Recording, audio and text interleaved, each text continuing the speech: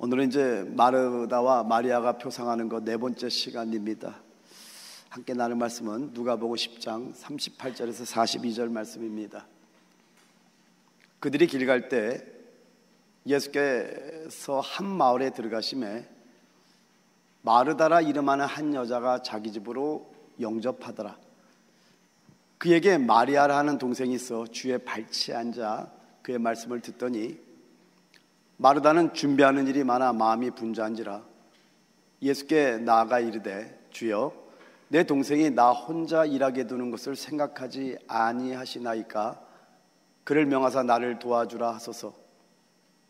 주께서 대답하여 이르시되 마르다야 마르다야 내가 많은 일로 염려하고 근심하나 몇 가지만 하든지 혹은 한 가지만이라도 족하니라. 마리아는 이 좋은 편을 택하였으니 빼앗기지 아니하리라 하시니라. 아멘.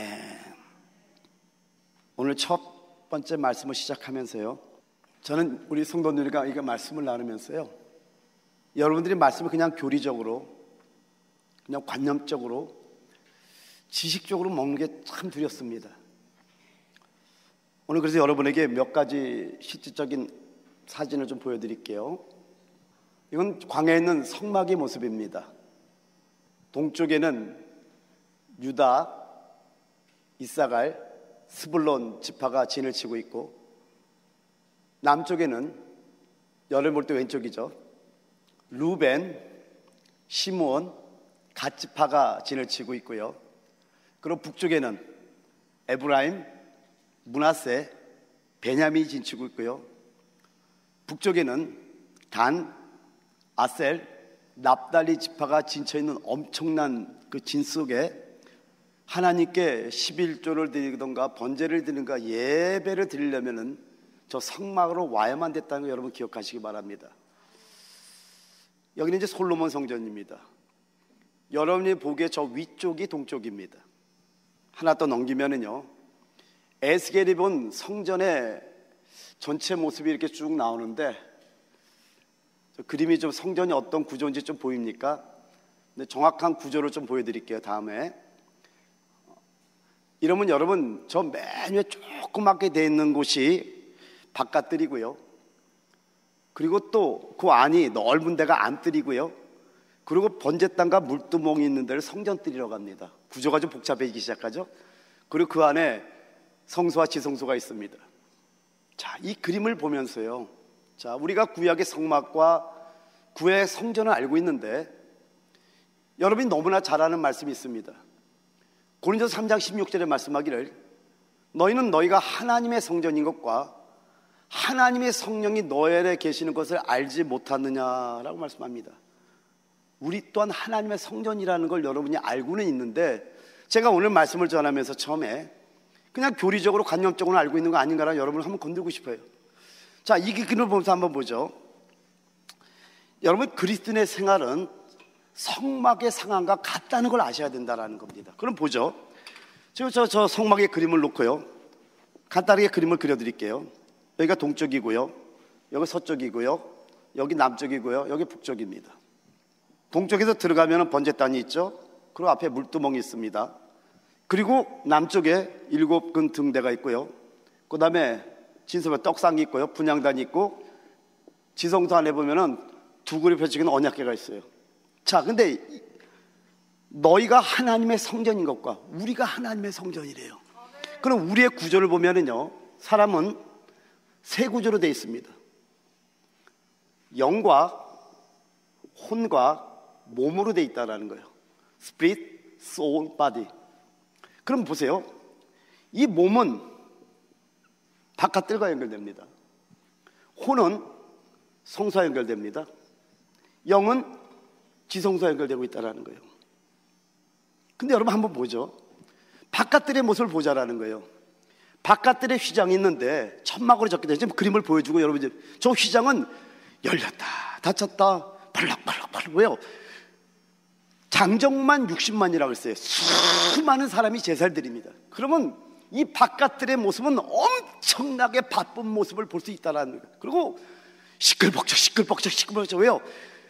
짐승 잡아야 되죠, 물 날라야 되죠. 하여튼 수많은 일들이 있다 보니까 저 휘장은 들락달락 펄럭펄럭 사람들이 막 하니 납니다.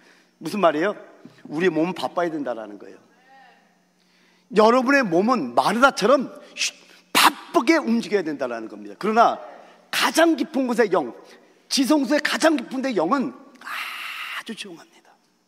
아주 평온합니다. 여러분, 지성소의 시장은 열렸다 닫혔다 하지를 않아요.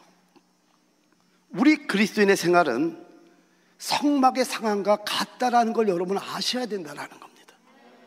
근데 사실은 우리는 막연하게 너희는 하나님의 성전이라고 할 때 그냥 우리가 성전인가 보다 하고 관념적으로 생각하는 걸 오늘 깰지어다. 그렇다면 여러분, 이스라엘 사람들이 수십만이었다면 제사는 엄청나게 많았겠죠. 바깥의 휘장은 펄럭펄럭 계속 열렸다 닫혔다 하지만은 지성소 휘장은 움직이지도 않고 있다는 겁니다. 바깥들은 시끌벅적하지만은 지성소는 조용하다는 겁니다. 이게 바로 우리 그리스도인의 생활이 된다는 겁니다. 제가 여러분 지난주에 말씀했죠. 밖으로는 마르다처럼 바빠야 된다고 여러분 말씀을 드렸던 겁니다. 그러나 우리의 속은 안식을 누려야 되는 거예요. 우리의 영은 안정돼야 되고 요동하지 않아야 된다는 겁니다. 밖으로는 바쁠 수 있지만은 영 안에서는 주님과 교통하고 영 안에서는 평안한 삶을 사는 게 우리 그리스도의 생활이 돼야 된다는 겁니다. 이게 바로 영 안에서 안식을 얻는 겁니다. 제가 요즘 이 주위에 돌아가는 걸 보고 정말 주님 오실 때가 정말 가까웠구나, 얼마 남지 않았구나라는 게, 전에는 이런 생각을 하면서도 이렇게 좀 뒤엄뒤엄 주님이 오실 것처럼 보였는데 너무나 빨리 진행되는 것 같아요. 세상은 날로 날로 더 어두워지고요, 흉악해지고요, 난폭해지고, 사랑이 시간의 이 시대 속에서 계속 평안하고 안식하는 삶을 누리기 위해서 우리는 어떻게 해야 될까요? 여러분, 베드로전서 4장 7절에 말씀하기를 만물의 마지막이 가까웠으니 그러므로 너희는 정신을 차리고 근신하여 기도하라 라고 말씀합니다. 여러분, 우리 정신 차려야 돼요. 그래서 근신하여 기도하라고 말씀하고 있고요, 누가복음 21장 34절에서 36절에 말씀하기를 너희는 스스로 조심하라. 그렇지 않으면 방탕함과 술취함과 생활의 염려로 마음이 둔하여지고 뜻밖의 그날이 덫과 같이 너희에게 임하리라라고 말씀합니다. 그런데 여러분, 이 날은 온 지구상에 관한 모든 사람에게 임한다고 말씀하고 있다는 거예요. 벗어날 사람이 없다라는 겁니다. 그래서 36절 다 같이 시작. 이러므로 너희는 장차 올 이 모든 일을 능히 피하고 인자 앞에 서도록 항상 기도하며 깨어있으라 하시리라. 우리 그리스도인의 생활은요, 끊임없는 기도 안에서 사는 것이어야 됩니다. 그냥 10분 기도하고 혹은 20분 기도하고 혹은 1시간만 기도하고 그만두는 것이 아니라는 겁니다. 여러분, 아침에 일어나면 큐티하고 있죠? 아침에 일어나면 우리가 하는 게 하나님과 이맞춤을 먼저 하자고 우리가 얘기를 했잖아요. 그리고 큐티하고 당연히 또 큐티라니까 기도를 하겠죠. 이렇게 아침에 일어나자마자 주님과 큐티하고 기도하고, 그리고 일할 때는 기도하지 않는 것이 아니라는 겁니다. 여러분, 그리스도의 삶은 주님 앞에서 사는 삶이에요. 따라서 밖으로는 바쁘게 일해야 돼요. 아멘. 근데 안에는 여전히 주님과의 교통이 있어야 된다는 겁니다. 골로새서 4장 2절에 말씀하기를요, 기도를 항상 힘쓰고 기도에 감사함으로 깨어있으라 라고 말씀합니다. 여러분, 아무리 많은 은혜를 받아도요, 기도에 힘쓰지 않으면 그 은혜는 새어나갑니다. 여러분이 체험이 말하잖아요. 정말 예배를 통해서 또 붕회를 통해서 하여튼 하나님 말씀을 통해서 은혜를 많이 받을 수는 있는데, 이렇게 충만한 은혜를 받아도요, 기도하지 않으면 바로 이 은혜가 새어나가는 걸 여러분 체험하잖아요. 그래서 오직 기도만이 받은 은혜를 보존할 수 있다는 겁니다. 여러분, 우리 그리스도의 생활은 은혜 받는 생활이에요. 근데 이 생활은요, 기도로 유지할 수 있고 기도로 유지해야 된다는 겁니다. 여러분, 기도를 통해서 우리의 체험 안에서 살아있고 생생한 것이 되게 만들어야 된다는 거예요. 할렐루야. 근데 여기 기도를 항상 힘쓰고라고 했는데, 여기 힘쓰고라는 단어가 헬라어로 프로스카르테레오라는 단어입니다. 프로스카르테레오. 많은 뜻이 있더라고요. 근데 뭐 세 가지 단어만 여러분 뜻만 가져왔지만은 이 안에는 많은 뜻이 있는데, 머무르다, 충성하다, 굳게 계속하다, 이런 문자적인 뜻이 있는데요, 여러분 그 힘쓰다라는 이 뜻은 어떤 의미냐면은 어떤 흐름이 있잖아요. 흐름에 대항해서 거슬러 올라가는 것을 의미하고 있습니다. 그럼 이걸 통해서 우리가 알아야 되는 게, 왜 사도 바울이 기도를 항상 힘쓰라고 말하냐면은요, 여러분 지금 우리 한번 주의를 한번 보시기 바랍니다. 거의 모든 환경이 우리의 기도를 방해합니다. 아닙니까? 그래서 여러분이 이제 미디어 금식을 통해 가지고 여러분들이 하나님의 말씀을 읽는 거는 여러분에게 엄청난 축복으로 변할 겁니다. 보세요. 순종하는 분들에게는 엄청난 은혜가 임할 겁니다. 어떤 걸 봐도요, 거의 모든 환경이 우리의 기도를 방해합니다. 따라서 기도하려면은요, 환경의 흐름을 거슬러 올라가야 되는 거예요. 여러분, 기도만이 환경을 거슬러 올라갈 수 있게 한다는 겁니다.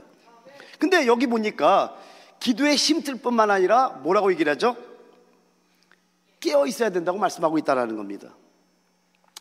여기 깨어 있으라는 단어는 헬라어로 그레고레오라는 단어입니다. 그레고레오. 지켜보다, 망보다, 정신 차리고 있다, 경계하다라는 뜻입니다. 이렇게 왜 망을 보고 정신을 차리고 경계해야 될까요? 그러니까 이 깨어 있어야 한다는 것은 대적이 있다는 것을 우리에게 알려주고 있는 거예요. 그러니까 대적이 있음을 의미하는 겁니다.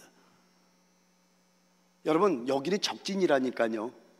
여기는 감옥 같은 곳이라니까. 이 땅의 임금이 누구예요? 하나님이 아니라 마귀예요, 마귀. 우리가 적진에서 나그네 같은 삶을 살고 있다, 여러분 잊지 마시기 바랍니다. 그러니까 우리 그리스도인의 생활은 싸우는 생활이기 때문에 깨어 있어야 된다는 겁니다. 여러분, 사단을 좀 잊지 마시기 바랍니다. 사단은요, 절대로 여러분이 안식하는 모습을 가만히 내버려 두지 않습니다. 여러분이 워낙 은혜를 받았어요, 충만을 받았어요. 그래서 마음의 평강과 안식이 딱 있는 그 순간에 절대로 그 안식을 지켜보지 않는 놈이 바로 사단이가 여러분 아셔야 된다는 겁니다. 할렐루야. 여러분, 초대교회를 한번 보죠. 초대교회를 보면은 사도행전 2장 40절에 그들이 사도의 가르침을 받아 서로 교제하고 떡을 떼며 오로지 기도하기를 힘쓰니라 라고 말씀합니다. 여러분, 사도들의 가르침을 받고요, 곧바로 기도에 힘썼다는 것을 알 수 있다는 겁니다. 그럼 여러분, 어떻게 곧바로 기도 생활을 할 수 있냐라는 거예요. 그리스도의 생활에는 하나의 특성이 있습니다. 그건 바로 기도하려는 것이고, 또한 기도할 수 있다라는 겁니다. 여러분이 거듭난 그리스도인이라고 믿으면 아멘 합시다. 여러분이 하나님의 자녀라고 믿으면 아멘 합시다. 그럼 여러분, 우리의 육신은요, 호흡하지 않으면 죽는 걸 여러분 알죠? 지금 여러분이 알지는 못하고 생각하지 못하고 있지만 전부 다 호흡하고 있는 걸 아십니까? 이거와 마찬가지로요, 거듭난 영도 반드시 생명의 호흡을 하고 있어야 된다는 겁니다. 그럼 여기서 우리가 알아야 되는 게 뭐예요? 기도 생활이 없다는 것은요, 죽어 있다는 증거입니다. 따라서 매일매일 정한 기도 생활이 있어야 되고요, 또한 일정한 시간에 성경을 읽어야 되는 거예요. 이렇게 정한 기도 생활이 있어야 되고 일정한 시간에 성경을 읽는 시간도 필요하지만 이것 외에도요, 우리 안의 생명은 여전히 계속 주님과 교통해야 되는 겁니다. 여러분에게 한번 질문해 볼게요.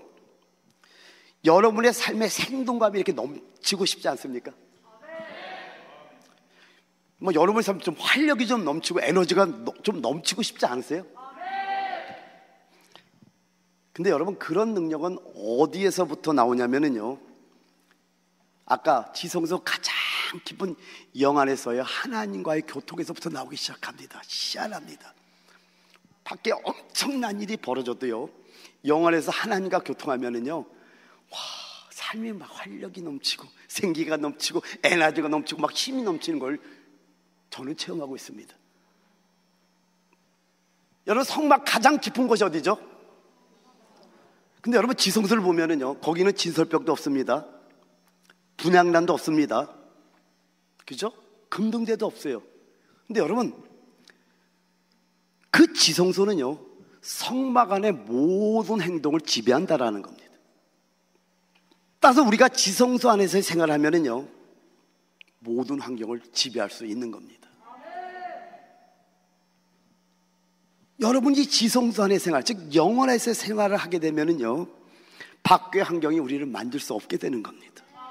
어떤 상황도 안식을 뺏어갈 수 없게 됩니다. 할렐루야. 여러분이 지성소 안에서 생활을 시작해 보시기 바랍니다. 놀라운 일들이 일어나는 것을 여러분이 발견하게 될 줄 믿습니다. 근데 하나님께서 여러분의 모든 것, 즉 여러분의 환경, 여러분의 일, 여러분의 상황, 여러분의 만나는 사람, 여러분의 자녀 문제, 여러분의 사업 문제, 여러분의 남편 문제, 여러분의 아내 문제, 하여튼 하나님께서 함께 하시면서 모든 것을 해결하는 것을 보게 될 겁니다. 여러분, 하나님과의 깊은 교통의 삶을 통해서요, 밖의 것들이 나를 만지지 못하게 하는 것을 체험하게 될 줄 믿습니다. 여러분, 이런 생각을 하고 싶지 않습니까? 그러면 오늘 이걸 꼭 깨달아야 됩니다. 여러분이 어떤 원리를 듣고 깨달았다고 해서 바로 지성선의 삶을 누리게 되는 것은 아니라는 겁니다.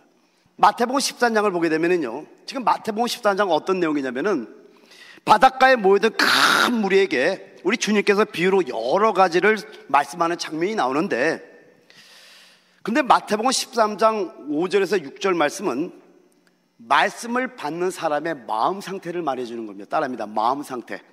그러니까 마태복음 13장 5절에서 6절 말씀은 말씀을 받는 사람의 마음 상태를 말씀해 주는데, 13장 5절 6절에 뭐라고 말씀하냐면은 더러는 흙이 얇은 돌파대 떨어짐에 흙이 깊지 아니함으로 곧 싹이 나오나 해가 돋은 후에 타서 뿌리가 없으므로 말랐고 라고 말씀합니다. 여러분, 왜 주님을 따르는 사람이 많지 않을까요? 저는 우리 워싱턴 배단육의 성도들이 참 귀하게 생각합니다. 많은 분들이요, 저 그 얘기 듣고 너무 충격을 받은 거예요. 장로님이 이랍니다. 권사님이 이랍니다. 그런데 주일날 교회로 오는 것이, 교회 문을 열었는데 교회로 오는 것이 아니라 저 쉐란도에서 하이킥을 하면서 거기서 스마트폰으로 예배 드리면서 예배가 너무 좋다고 얘기하는 것이, 그게 믿음의 사람입니까? 요즘 코로나를 핑계대고, 정말 코로나 때문에 안 오는 게 아니라 집에서 그냥 아무런 복장, 준비된 복장도 아니고 그냥 예배 드리는 분들이 수도 없이 지금 많은 거 아세요? 그런 걸 때 우리 워싱턴 배단교회 성도 보면 여러분에게 너무나 고마운 거예요. 여러분, 왜 끝까지 주님을 따르는 사람이 많지 않을까요? 왜 많은 사람들이 도중에 실패할까요? 아직 주님의 처리를 받지 않았기 때문입니다. 완전히 헌신하지 않았기 때문이라는 거예요. 여러분, 사단의 전략을 알아야 돼요. 디아볼로스, 마귀라는 뜻이 뭐냐면 쐐기를 박는 자, 이간질 시키는 자. 여러분이 마음의 결단을 통해서 완전히 헌신하겠다 하면 사단은 끼어들 틈이 없는데, 조금이라도 틈을 보이기만 하면 그 틈으로 쫙 쐐기를 받고 들어와가지고 그 틈을 가라고 여러분을 헌신하지 못하게 만드는 게 사단이라면, 사단의 전략을 알아야 된다는 겁니다. 왜 끝까지 주님의 길을 완수하지 못하냐면 완전히 헌신한다는 그 마음을 갖지 않기 때문에, 반드시 사단은 그걸 알기 때문에 거기에 삐집고 들어온다고 여러분 잊지 마시기를 해서 축원드립니다. 마태복음 13장 20절 21절은 마태복음 13장 5절 6절에 대한 주님의 해석입니다. 돌밭에 뿌려졌다는 것은 말씀을 듣고 즉시 기쁨으로 받되 그 속에 뿌리가 없어 잠시 견디다가 말씀으로 말미암아 환난이나 박해가 일어날 때는 넘어지는 자요라고 말씀합니다. 여러분, 우리 주님께서는 이제 말씀을 이렇게 하고 나면은요, 반드시 그 말씀에 대한 순종을 점검하는 환경을 줍니다. 지금 말씀으로 말미암아 환난이나 박해가 일어난다고 성경은 말씀하고 있다라는 거예요. 이 말은 뭐냐면 하나님께서 뭔가를 말씀을 하고 나면은요, 반드시 그 말씀에 대한 순종을 점검하는 환경이 있다는 걸 여러분 아셔야 된다라는 거예요. 누가복음 23장 13절부터 32절을 보게 되면은요, 엠마오로 가는 두 제자 얘기가 나옵니다. 여러분 잘 들으셔야 됩니다. 그런데 25리라 되는 길을 주님과 이렇게 얘기하면서 걷고 있어요. 근데 먼저는 누가복음 24장 16절에 그들의 눈이 가려져 그인 줄 알아보지 못하거늘이라고 되어 있어요. 아니, 주님의 제자들인데 부활하신 주님을 25리라 되는 길을 걸어가면서 얘기를 하고 있는데도 못 알아보고 있더라는 겁니다. 그리고 요거 뒤에 32절에 보면은 그들이 뭐라고 하냐면 길에서 우리에게 말씀을 풀어줄 때 마음이 뜨겁지 아니하더냐, 마음이 뜨거워졌어서 주님을 못 알아보고 있다가 여기 30절 31절에 먼저 30절에 주님이 떡을 가져다 축사하시고 그들에게 주어 떡을 딱 먹자마자 31절에 그들의 눈이 밝아져 그인 줄 알아보더니 라고 말씀합니다. 무슨 말입니까? 오늘 여러분이 말씀을 들을 때 제가 이 말씀을 들었다고 해서 여러분이 지성의 삶을 바로 행할 수 있는 게 아니라고 말씀을 드렸잖아요. 오늘 말씀을 듣는 건 너무나 중요하고 깨닫는 건 너무나 중요합니다. 그러니까 여러분 오늘 말씀을 듣을 때 뜨거움이 있을지어다, 영혼에 막 뜨거움이 올라올지어다. 그러나 아직 말씀을 먹은 게 아니라는 거예요. 그럼 언제 말씀을 먹냐? 말씀을 먹게 되면은요 눈이 밝아져야 돼. 즉 말씀을 먹고 난 다음에 반드시 말씀에 대한 순종을 해야만이 그 다음에 그 말씀이 나의 참 의식이 된다라는 거예요. 근데 우리는 뜨거워지는 걸로 끝날 때가 얼마나 많습니까? 말씀에 은혜 받았어요. 근데 그 다음날 보면 은혜 받은 자의 모습이 아니잖아요. 이것은 지식으로는 깨달은 것 같지만은 정말 주님이 원하는 그 말씀을 먹었다면, 먹는다는 건 뭐냐면 그 말씀에 대한 순종, 말씀에 따른 행동을 할 때 그 말씀을 정말 먹게 되는 거거든요. 여러분 이런 거에 대한 간증은 너무나 많습니다. 그래서 그런 간증들은 여러분이 셀 모임에서 나눠주기를 부탁드립니다. 할렐루야. 다시 한번 여러분 13장 5절 6절로 넘어갔어요. 덜은 흙이 얇은 돌밭에 떨어짐에 흙이 깊지 아니함으로 곧 싹이 나오나 해가 돋은 후에 타서 뿌리가 없으므로 말랐고. 그럼 여러분 여기 한번 잘 보세요. 영어로 보면 some fell on rocky places where it did not have much soil. 자, 흙이 별로 없어요. 겉으로 보면 똑같은데 it sprang up quickly because the soil was shallow. 그럼 무슨 얘기예요? 제가 이 의미를 너무나 잘 알았던 게 뭐냐면요, 사실 여기 이사하다 지금 잔디 씨를 뿌렸는데 너무 말라가지고요, 전에 벚꽃 살 때 계속 잔디가 죽어서 아예 그냥 잔디를 갈아엎어서 잔디 씨를 뿌린 거예요. 그런데 이쪽에는 잔디가 나는데 이쪽에 잔디가 안 나는 거예요. 근데 여러분 참 신기하죠? 잔디 씨를 뿌리고 매일 물을 주잖아요. 그럼 매일 잔디 풀이 나나 안 나나 이렇게 보는 거 아세요? 그거 신기하더라고, 사람이라는 게. 안 나길래 봤더니 흙을 이렇게 열어봤더니 세상에 흙 속에 이게 푸른 잔디가 아주 그냥 가득한 거예요. 아직 위에 흙이 많으니까 잔디는 밑에서 자라고 있는데 흙이 얇은 데는 싹이 나오고 있다, 그겁니다. 여러분 지금 싹이 나오는데 왜냐면 흙이 얇기 때문에 빨리 나왔다. 그럼 여러분 여기서 한 가지 우리가 나눌 건 뭐냐면 왜 가장 빨리 난 싹이 제일 먼저 마르는가? 첫 번째는요, 성경 말씀은 흙이 얇기 때문입니다. 여러분 흙이 얇다는 것은요 환경 안에서 사는 걸 말합니다. 감정 안에서 사는 걸 말합니다. 여러분 이 흙을 우리 마음이라고 볼 수 있는 것은 마태복음 13장 19절에 보면은 길가에 뿌리시를 해석할 때 마음에 뿌렸다고 말씀합니다. 그러니까 이 흙이 우리 마음 상태를 말한다는 걸 우리가 알아야 된다는 거예요. 그러니까 흙이 얇다라는 것은 환경 안에 사는 것이라든가 감정 안에 사는 걸 말씀하고 있다는 겁니다. 근데 싹이 나오는 것은 이미 말씀을 받고 밖에 시작이 있다는 거예요. 근데 여러분 13장 21절 21절에 말씀하기를 돌밭에 뿌려졌다는 것은 말씀을 듣고 즉시 기쁨으로 받되 그 속에 뿌리가 없어 잠시 견디다가 말씀으로 말미암아 환난이나 박해가 일어날 때는 곧 넘어지는 자요라고 말씀합니다. 여러분 하나님께서는요 모든 말씀 뒤에서 환경을 만듭니다. 여러분 이거 잊어버리면 안 돼요. 모든 말씀으로 말미암아, 말씀으로 인하여 환난이나 박해가 일어난다고 말씀하잖아요. 그러니까 하나님께서는 모든 말씀 뒤에서 환경을 만드는데 왜 만드시냐면은 말씀을 어떻게 받았는지를 확인해 보신다라는 겁니다. 여러분 말씀으로 말미암아 환난이나 박해가 일어날 때는, 그럼 환난이나 박해가 있다는 거예요, 없다는 거예요? 있다는 거잖아요. 아멘. 근데 여러분 이렇게 여러분이 감정 안에 살면은요, 혹은 환경 안에 살면은요 넘어질 수밖에 없다라는 겁니다. 따라서 이 말씀을 통해서 주님이 말씀하시는 주님의 의도와 뜻을 여러분 알아야 됩니다.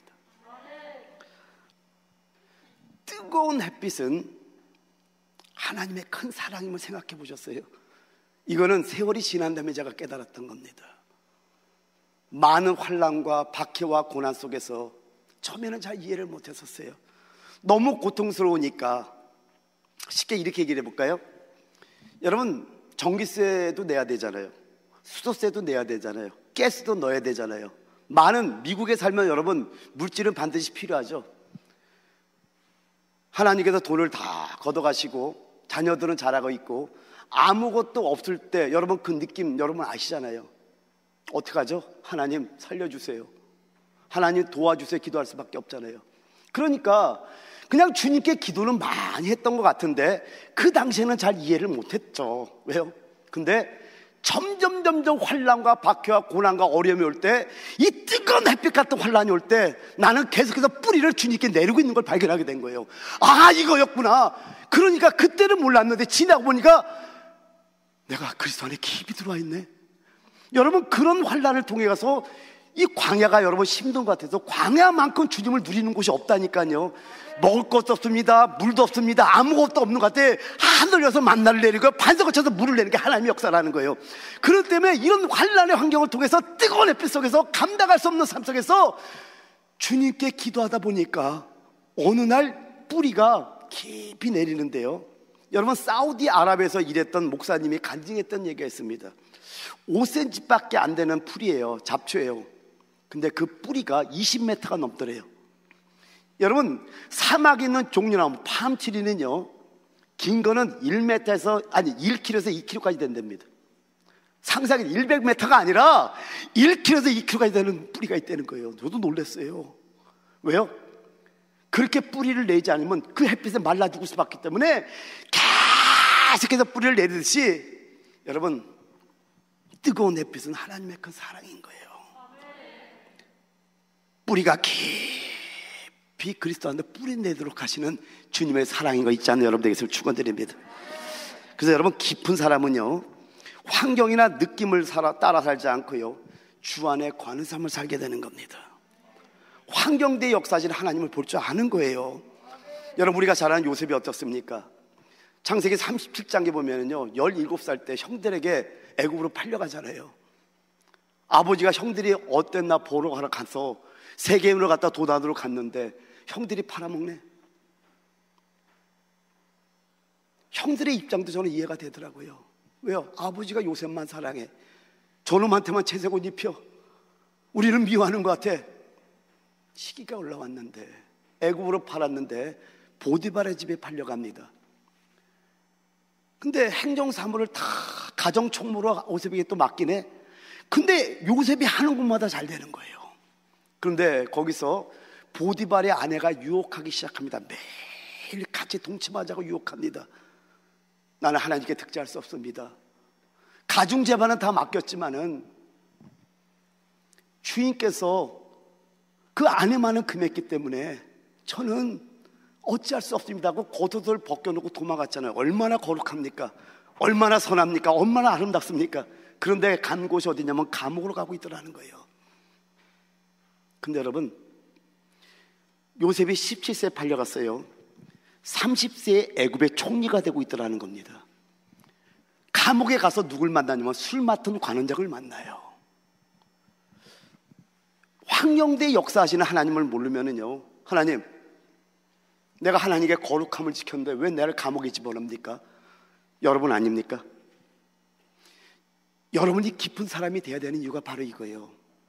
말씀대로 하나님의 환경을 안배하고 있는 걸 우리는 못 보게 되면은요, 우리 입으로 너무나 쉽게 하나님께 불평할 수 있다는 겁니다. 모세는 어떻습니까? 40년 동안 애굽의 학술과 애굽의 모든 걸 다 배웠어요.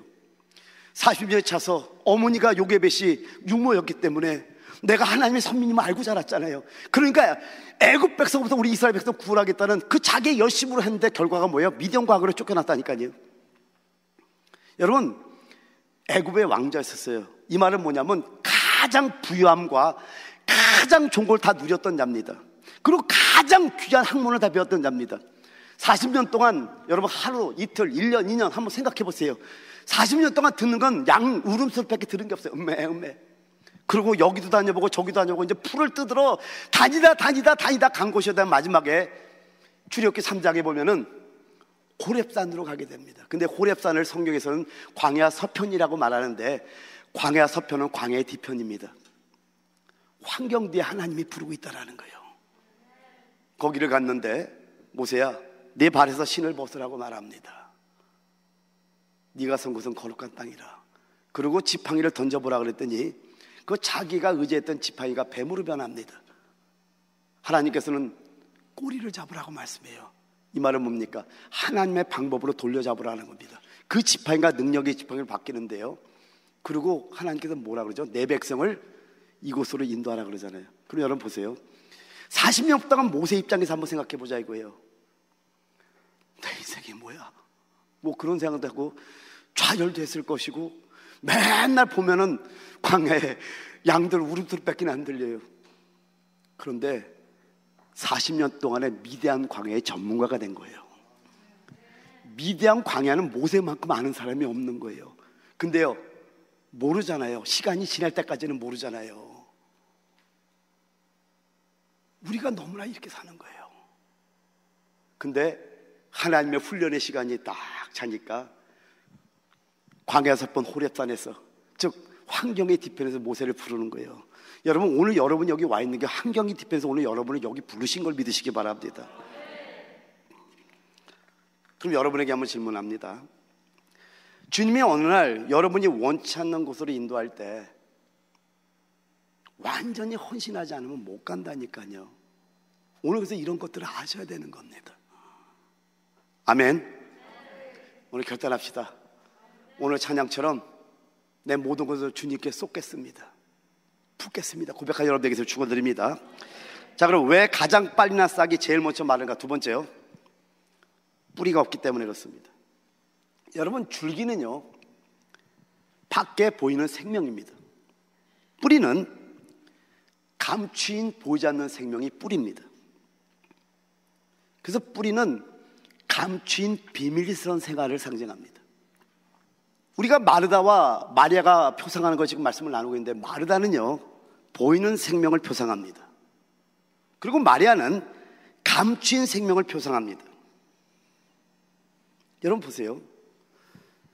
마리아가 지금 주님의 발치에, 주님 발 앞에 이렇게 앉아 있어요. 뭘 듣고 있죠? 주의 말씀을 듣고 있어요. 주님의 갈망이 무엇인지, 주님의 뜻이 무엇인지, 주님의 원함이 무엇인지. 이게 뭐와 같냐면요, 포도나무에 가지가 붙어있던 것처럼 주님의 생명을 갖다가 빨아들이는 겁니다. 그리고 생명을 먹는 거예요. 그랬더니 뿌리로부터 나오는 주님의 열매를 맺고 있잖아요. 주님이 원하는 열매를 맺고 있잖아요. 여러분이 원해서 일하는 것이 아니라 주님 발 앞에 앉아서 정말 깊은 뿌리의 생명을 통해, 감춘 생명을 통해서 그분의 뜻이 뭔지를 알고 그분이 원하는 열매를 맺고 있잖아요. 할렐루야! 이게 우리의 그리스도인의 삶이 돼야 되는 거예요. 그래서 마다처럼 아까 바깥으로 보였지만 정신없이 바빠야 돼. 우리 몸은 게을르면 안 돼요. 바빠야 돼. 아멘. 바쁘지 말라는 게 아니라, 지금 마르다가 표상하는 건 뭐냐면은 일에 있어서 마리아를 배우라는 게 아니라 그 마리아의 속에 있는 안식을 갖다 우리가 배워야 된다고 우리에게 가르쳐주고 있는 거니까, 우리의 몸은 게을러서는 안 돼. 아멘. 그러나 우리 영안의 깊은 곳을 항상 평안하고 안온하고 안식하는 삶이 돼야 된다고 여러분 깨달으시기 바랍니다. 그래서 가장 위험한 생활은 어떤 생활이냐면은 사람 앞에서의 생활만 있는 거예요. 대부분의 많은 사람들을 보면서요, 말씀에 은혜 받고 갑자기 뜨거워진 분을 보면은요, 너무나 쉽게 뜨거워졌는데도 쉽게 쓰러지는 걸 보게 됩니다. 왜 그럴까요? 사람 앞에서의 생활만 있기 때문에 그래요. 사람들에게 보이는 생활만 있기 때문에 그렇다는 겁니다. 여러분, 가장 견고한 생활은 하나님 앞에서의 생활입니다. 그래서 은밀한 곳에서 하나님의 처리를 받고 있는 거예요. 제가 여러분에게 이제 오랜 세월 동안 언약간에 있는 새 항목들에서 감추인 만나에 대해서, 아론의 쌍난 지팡이에 대해서, 언약의 돌벽에서 한 거의 7개월을 설교했죠, 그죠? 그런데 그 말씀 여러분 좀 묵상 좀 하고 있어요? 언제 설교했냐 다 던져버리지 말고 좀 묵상해 보시기 바랍니다. 그런데 여러분, 아론의 쌍난 지팡이를 설교하면서 저는 하나님께 기도했었어요. 하나님, 내가 주님의 말씀을 전하고는 있는데 하나님, 제가 잘 전하고 있는 겁니까? 하나님 말씀을 가르쳐 주셔서 기도하는 가운데 제가 여러분 250명의 지도되는 자들의 향로를 쳐서 번제단의 편철로 만들었잖아요. 그래서 이스라엘 백성들이 들어갈 때마다 나의 거역의 본성이 심판되어야 된다는 걸 알았다고 여러분 말씀했잖아요.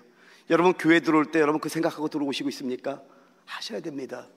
자, 설교를 했는데 그날 아침에 기도 시간에 기도하는데 주님께서 내가 너를 먼저 심판하노라고 알려준 거예요. 얼마나 울었는지 몰라요. 맞구나. 성도들에게 가르치는 게 중요한 게 아니라 나의 거역의 본성, 나의 겉사람, 나의 자아가 하나님께 심판받지 않으면은 여러분 설교를 하는데 주의 생명이 나가는 게 아니라 나의 육의 모습이 나가잖아요. 내 자아의 모습이 나가, 내 혈기가 나가잖아요. 그런 성도들이 상처받을 수 있기 때문에 하나님이 나를 먼저 심판하는 거예요. 이걸 깨달으니까 너무 막 눈물이 나오는데요. 이거였구나. 이래서 다루심이 크구나. 너무나 은혜를 많이 받았던 거예요. 하나님이 왜 나를 먼저 심판하는지를 알고 나니까 정말 우리 성도들을 주의 사랑으로 사랑해야 되는 거구나. 많은 걸 깨달았던 그 아침이 있었습니다. 근데 여러분 이런 처리는요 한 번으로 끝나는 게 아니라 계속 반복돼야 됩니다. 이렇게 이런 처리가 계속 반복되면서 뿌리를 주님 안에 깊이 내릴 때요 모든 환난의 시험을 이기게 되는 겁니다. 여러분의 삶은 어떠십니까? 하나님 앞에서의 은밀한 생활이 있습니까? 휘장한 지성소 깊은 곳에서의 주님과의 교제가 있나요? 마리아처럼 주님의 발 앞에 앉아서 주님의 뜻이 무엇인지, 주님의 원하신지 무엇인지 여러분 듣고 있습니까? 한번 따라 합시다. 뜨거운 햇빛은 하나님의 크신 사랑이다. 오늘 이 말씀이 여러분에게 생명되기를 원합니다. 여러분 환난을 주는 것 같지만 이유가 있어요. 말씀으로 말미암아 환난이나 박해가 일어날 때는 반드시 말씀대로 이런 환경을 하나님이 안배하신다는 걸 아셔야 돼요.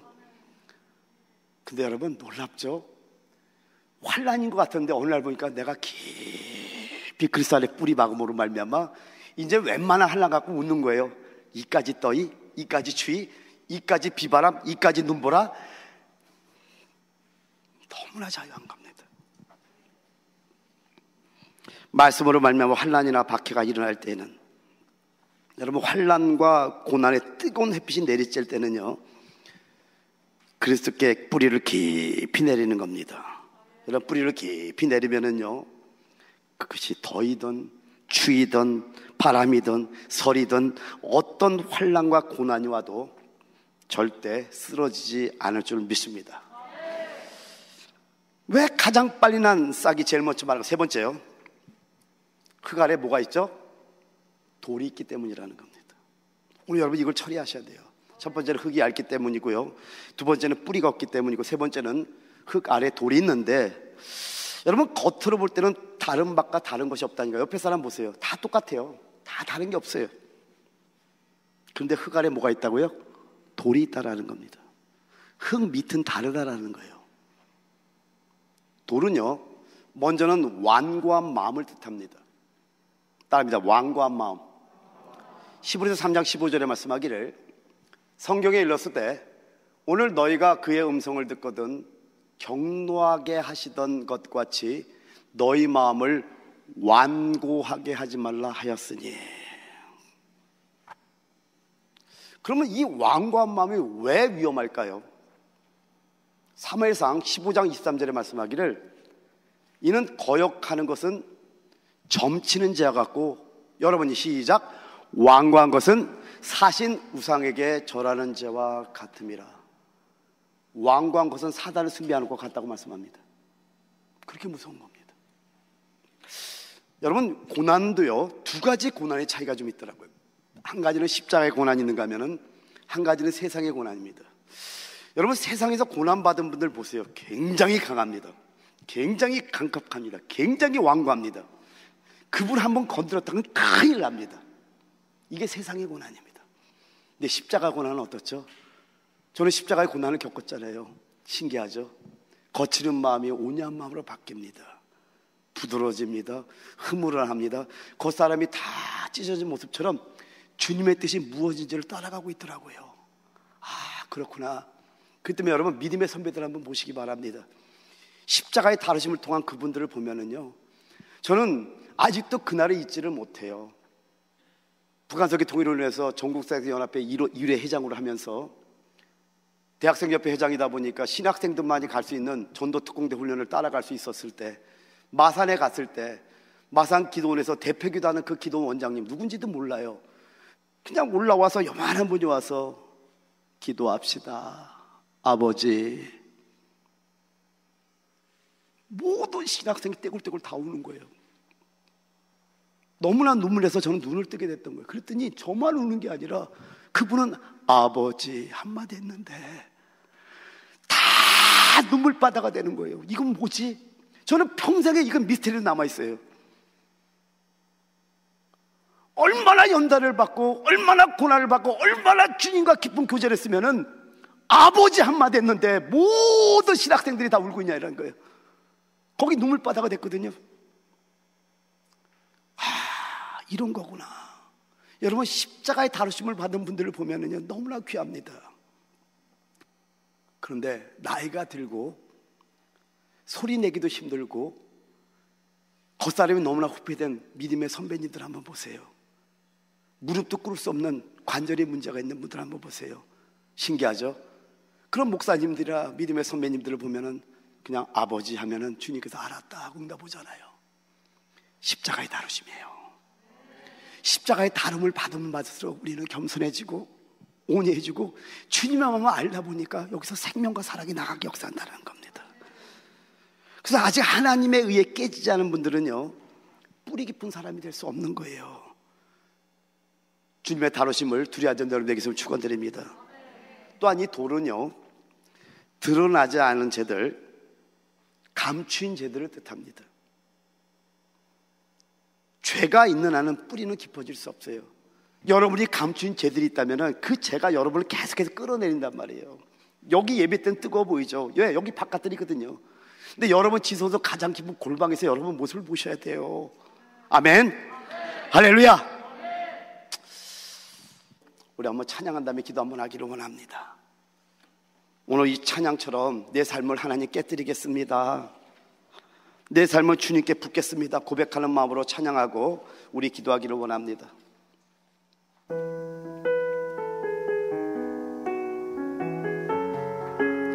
우리를 위해서 십자가에 깨뜨린 그 사랑 여러분 느끼시죠? 우리도 한번 깨뜨려 봅시다. 부어봅시다. 날 위해 십자가에서 깨뜨리신 사랑, 오늘도 그 사랑 안에 나 거합니다. 주님의 생명 내 안에 있고 주님의 사랑 날 강권하니 나 오늘도 주께 내 삶을 깨뜨립니다. 오 주여 내 삶을 깨뜨립니다. 주 머리 위에 붓습니다. 내 모든 삶과 생명을 주님 얻으소서. 오 주여 내 삶을 깨뜨립니다. 주 머리 위에 붓습니다. 주님께라면 아깝지 않습니다. 날 위해 십자가에서 깨뜨리신 사랑, 오늘도 그 사랑 안에 나 거합니다. 주님의 생명 내 안에 있고 주님의 사랑 날 강권하니 나 오늘도 주께 내 삶을 깨뜨립니다. 오 주여 내 삶을 깨뜨립니다. 주 머리 위에 붓습니다. 내 모든 삶과 생명을 주님 얻으소서. 오 주여 내 삶을 깨뜨립니다. 주 머리 위에 붓습니다. 주님께라면 아깝지 않습니다. 내 눈을 열어주소서.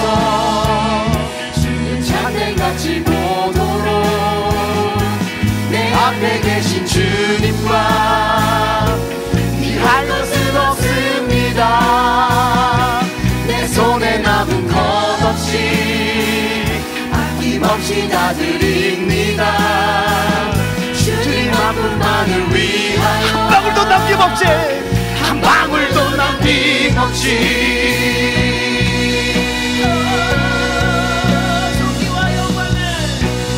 존귀와 영광을 받으소서. 하나님 어린 양 예수 능력과 부와 지혜와 힘을 받으소서. 존귀와 영광을 받으소서. 하나님 어린 양 예수 나라와 권세 영광 모두 주님께. 존귀와 영광을 받으소서. 하나님 어린 양 예수 능력과 부와 지혜와 힘을 받으소서. 존귀와 영광을 받으소서. 하나님 어린 양 예수 나라와 권세 영광 모두 주님께. 주님께라면 아깝지 않습니다. 사랑하는 여러분, 계속해서 여러분에게 설교하는 게 뭐죠? 하나님 여러분 너무나 잘 알잖아요. 안 믿으세요? 믿으십니까? 정말 믿으세요? 그러면 그 모든 환경을 하나님이 안배했잖아요. 오늘 말씀으로 인하여, 말씀으로 말미암아 환난과 박해가 일어날 때 말씀 뒤에는 반드시 환경에 안배가 있다는 걸 말씀해 주고 있는 거예요. 그런데 흙이 얇아. 우리는 너무나 감정 안에 살고 환경 안에 살고 있는 거예요. 그 당연히 넘어지죠. 그런데 하나님을 믿는다면은 뿌리를 계속 주님 앞에 내리는 거예요. 저도 처음에는 몰랐어요. 어릴 때는 몰랐어요. 근데 저에게 장점이 하나 있었던 것 같아요. 그냥 하나님께 감사하는 삶을 살았던 거예요. 이것도 하나님의 은혜였던 거예요. 지나고 보니까 어떤 것도 나를 쓰러뜨릴 수가 없는 걸 제가 발견하게 되는 거예요. 남들이 볼 때는 바깥들에서 열심히 들고 뛰는 모습이 아름다워 보이겠죠. 내 주님은 마르다처럼 그 일을 하는 것도 중요하지만은 내 원함이 뭔지, 주님의 갈망이 뭔지를 듣기를 원하시거든요. 그래야 주님 원하는 열매를 맺는데, 사실 우리는 주님의 뜻을 묻지 않고 우리가 열심히 할 때가 얼마나 많습니까? 거기다 우리는 완고합니다. 우리 안에 숨겨진 죄들 때문에 뜨겁다가 바로 또 쓰러지는 우리의 모습이 있잖아요. 오늘 모든 걸 해결합시다. 시행기도할 때 하나님, 왜 마리아가 주님의 발 앞에 앉아 있었는지를 이제 알 것 같습니다.